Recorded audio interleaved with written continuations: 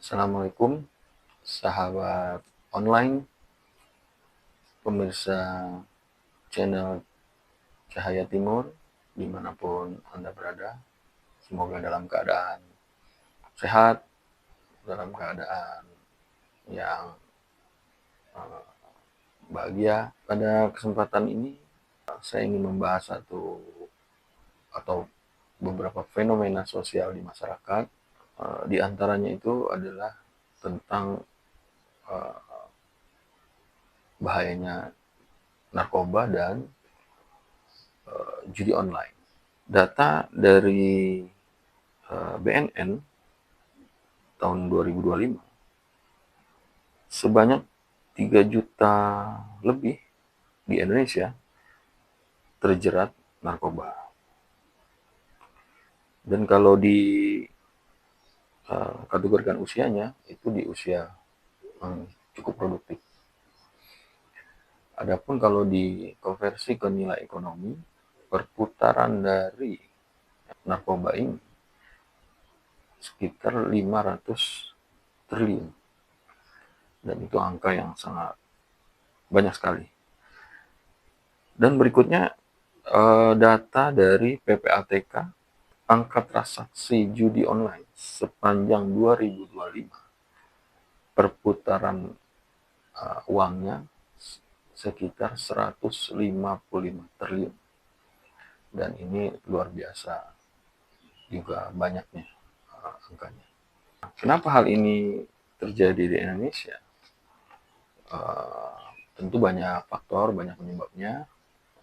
Tapi yang jelas ini sesuatu yang harus kita atasi, harus kita selesaikan, baik dalam skala individu maupun dalam skala yang lebih luas lagi, yaitu masyarakat. Nah, kalau kita kembali ke panduan hidup kita sebagai seorang muslim, sebagai seorang mukmin, yaitu Al-Quran dan hadis. Sebenarnya di dalam Al-Quran itu Allah sudah mengingatkan bahwa jauhilah perbuatan-perbuatan yang keji. Nah, di antara penjelasan atau peringatan yang Allah berikan di dalam ayat Al-Quran, di antaranya adalah di Quran surat Al-Maidah ayat 90 dan 91.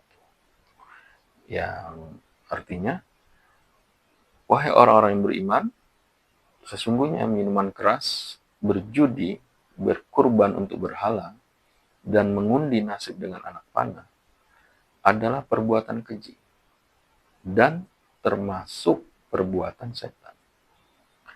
Maka jauhilah perbuatan-perbuatan itu agar kamu beruntung.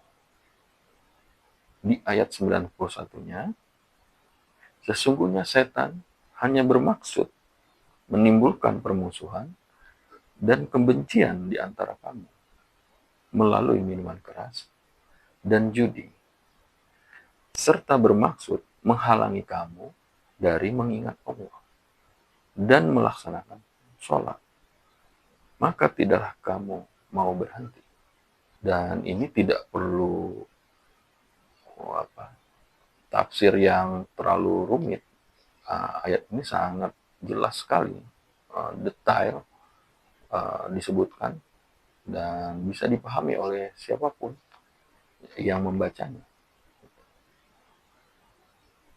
Dan kalau ayat Quran ini kita ikuti, kita laksanakan perintahnya, menjauhi perbuatan-perbuatan keji tersebut, maka hidup kita akan beruntung, akan selamat, diri dan keluarga kita, dan masyarakat bangsa Indonesia, kalau kita mau mengikuti.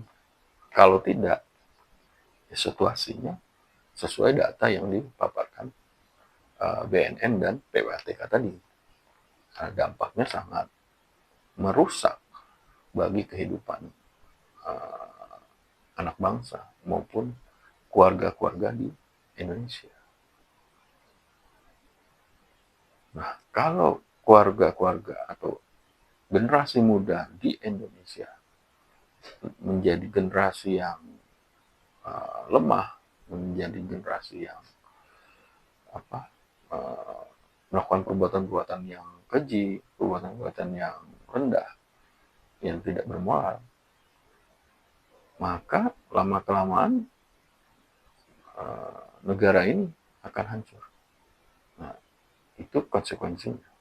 Maka dari itu, kalau kita mengikuti perintah Allah ini, insya Allah, diri kita, keluarga kita, maupun bangsa ini akan semakin kuat dan akan mampu memimpin peradaban.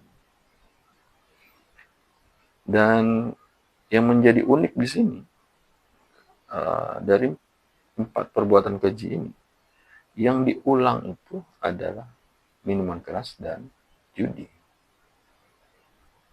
Atau dalam hal ini minuman keras bisa juga kita pahami sebagai zat yang memabukkan, yang intinya itu merusak akal kita, akal sehat kita, baik minuman keras maupun zat yang memabukkan seperti jenis-jenis narkoba. Kan kenapa dua hal itu disebutkan? Ya karena itu akan mampu memecah belah atau menimbulkan permusuhan di antara manusia, di antara keluarga, di antara masyarakat, dan juga menghalangi kita untuk melakukan ibadah atau mengingat Allah, gitu. Atau melaksanakan sholat, puasa, dan lain sebagainya. Itu dampak dari dua hal itu. Karena dua hal itu akan merusak akal sehat. Gitu. Sehingga kalau akalnya sudah rusak, otaknya sudah error, ya dia tidak akan mampu lagi berpikir jernih atau bertindak yang benar. Itu yang ditekankan di ayat 91-nya. Karena dampak kerusakannya itu sangat luar biasa. Ya mudah-mudahan peringatan ini akan menjadi renungan bagi orang-orang yang beriman. Di antara tujuan ibadah pun disebutkan dalam Al-Quran adalah mencegah perbuatan keji.